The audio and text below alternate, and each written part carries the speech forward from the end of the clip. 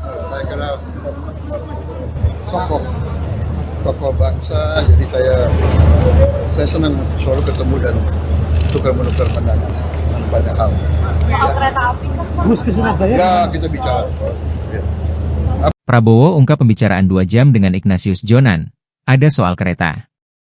Presiden Prabowo Subianto mengungkapkan isi pembicaraan dengan ex-direktur utama, Dirut, PT Kereta Api Indonesia, KAI, Persero, Ignatius Jonan selama 2 jam lamanya pada Senin, 3 November 2025, kemarin.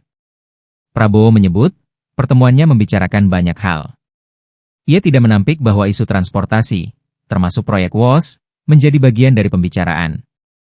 Ya kita bicara selalu, soal kereta api, kata Prabowo singkat pasca peresmian stasiun Tanah Abang baru di Cideng, Gambir, Jakarta Pusat, Selasa, 4 November 2025.